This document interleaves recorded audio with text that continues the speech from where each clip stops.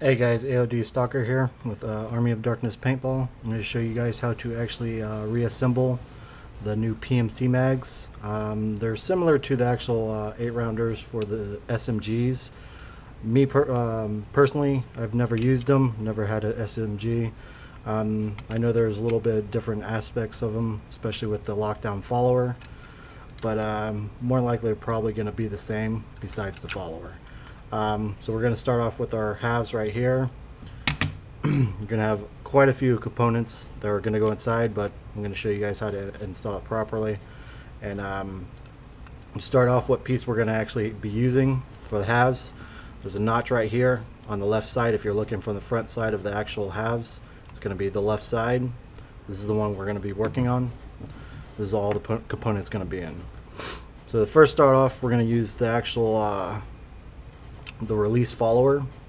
It's going to be this piece and the little spring. Now if you actually look at this, it's going to have two 45-degree angles slots on here. One's going to be the long one, one's going to be the short one.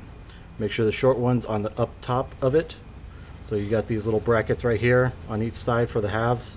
You're going to go into that little slot in there, right there.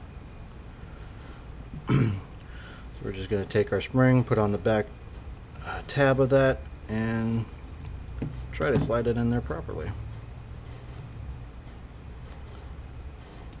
There's going to be a lot of tension in the mag, so just make sure if you feel tension on it, you're going to have to hold it down. Next is going to be the actual rod. This is what actually pushes down from the top of the follower when it's engaged into your mag well. It pushes down and releases the follower, releasing the rounds in the mag. This will need to be tensioned up into the first slot where it holds in the actual rod, and it needs to sit right in behind or in between the follower that you just installed. Again, there's going to be a lot of tension, so you do have to hold down some components within the actual mag when you're assembling it. Best thing to do is do it at an angle, because you will have to pull up that spring to miss that first slot right there. I gotta make sure it's in there. Sometimes you have to press it all the way back. If I can get it in there, just like so. It will be a pain. Like I said, there's going to be a lot of tension within these springs, because you got 3 spring-loaded springs in there, so you will have to hold down quite a bit of stuff. Next thing is going to be actual your button. This is the actual button that gets pressed when you install it into your mag well. It presses down this button, which pushes down the rod. So the best thing to do is still hold down that rod and just scoop it with the button to get it underneath. Let's see if I can get it from this angle. Nope. Try this angle. You still want to keep that that tension down on the lower half.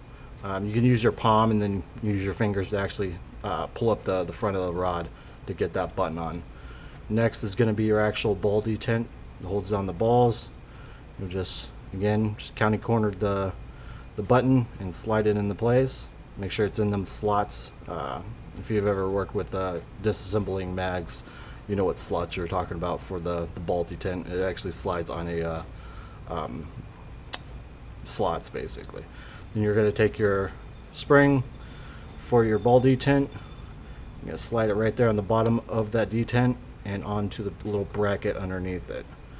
This is going to give you a lot of tension right here, as you just seen. It will pop out, so don't make a complete utter mess. I'm going to pop that out and reinsert it.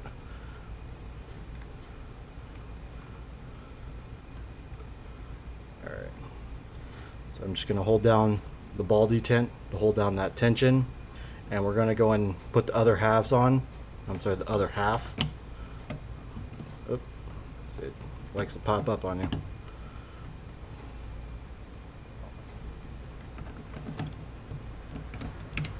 And squeeze it tight. Make sure that ball detent does retract, and then we're going to go ahead and pull back the detent, slide in our spring, like so. Make sure you have them halves pretty tight so they don't pop out and the springs go everywhere. Then you'll have an utter mess. Then you're going to take your button or your follower.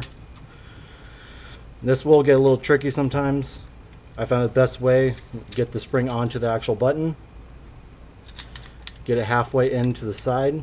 You can also pull back the actual the ball detent, have it halfway in. What you're going to do is hold the bottom half pretty tight, open the top half, and slide it inside. Make sure it's aligned with the side slots for the follower. Sometimes it will be kind of hard to put the halves back together. It's more than likely the actual ball detent, it got out of line with the slots. Easiest thing is nice and slowly slide down the ball detent and it will slide right back into place, locking the whole mag down. So just to make sure it all tests right, locked in. I'm just going to test this out. Make sure, put your finger over the follower and releases. And that's pretty much it. And you just got to put in your 3 screws, top, middle, and bottom. And best way to clean it. My next disassemble or reassemble is going to be the Zeta Mags. I know a lot of people say, oh, you can just put them in the, wash them through the sink or put them in the dishwasher. The only thing is, a lot of people don't understand, they do come with stainless steel springs, but they do not come with stainless steel springs for the release. And I found that out after I washed them. I seen some actual corrosion and some rust water spots.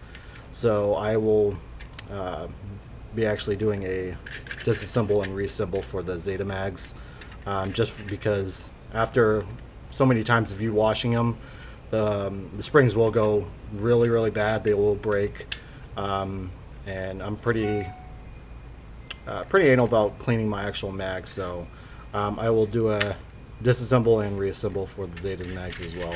These are the 3rd gen, so just keep in mind.